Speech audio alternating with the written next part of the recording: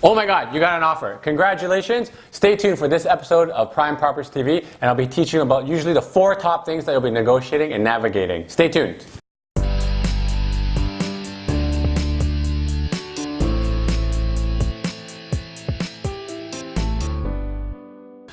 Good day, Toronto. Welcome to episode 007 of Prime Properties TV. We're so glad you can join us for this episode.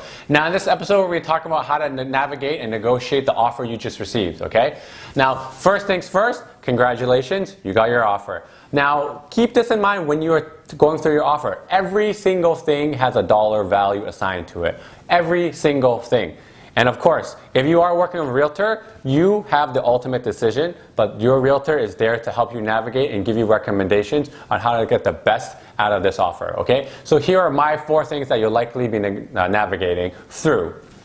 Point number 1, really obvious, the price. How close did these guys come to your asking? Are they lowballing? Are they even coming close to the final number you want to get? Because remember, bigger for pricing is better. Point number 2, the closing date.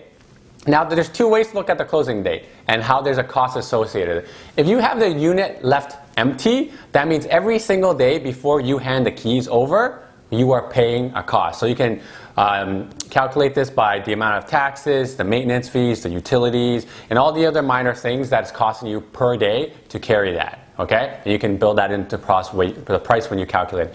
Point number 2 is that, you know what? Maybe you bought a place already and you're trying to align your closing dates so they match. You want to make sure you're not overlapping, because if you're overlapping, it means you're potentially paying mortgages, utilities, and taxes for 2 properties, and that can get expensive. So depending on which situation you are, you want to figure out which closing date makes the most sense for you. And obviously, keep in mind like convenience. You want to have like some buffer time in between your closings if you do have 2 properties, okay? Number 3. Conditional period. There's likely 2 things that you'll be negotiating for conditional period. The first one is the financing, okay? The financing is basically the buyers going to their lenders or banks or whatever and saying, hey, I got this, it's conditionally sold, are you going to give me the money and the funds to close the deal, okay? A lot of buyers right now these days, they're already pre-approved, so usually sometimes you may not even get the conditional clause and you have a cleaner offer. The second one, a lot of times they'll put in, is the status certificate. If you want to know what the status certificate is, make sure to click on this video here where I talked about it in a different video. Now, with the status certificate condition is basically the buyer's lawyer needs to review the health of the condo. And usually it takes anywhere between 1 to 10 business days for your property management to create this template. Now, if you do not have the status certificate ready, it means that you've effectively give 1 to 10 business days, the time it takes your property management to create this document in terms of how to decide. You want to reduce that amount, so that's why you want to have the status certificate ready. Anywhere between 1 to 2 days, business days, is more than enough for the lawyers to review, because you know what, reviewing a status certificate is quite easy. I've ran through a couple of them. There's only a couple of things that they're going to be looking for, okay? And point number 4. Chattels and fixtures. Now, what's a chattel and fixture? It's just a fancier word for saying appliances and things stuck to the wall. Okay? So, you know, these are your fridges, appliance, dishwasher. Sometimes your island looks like it's removable. You want to put that in just in case. Window fixturings. One of the big things is like light fixtures. If you have a very fancy chandelier, some people like to keep it. And you personally know how much you paid for it or how much you value.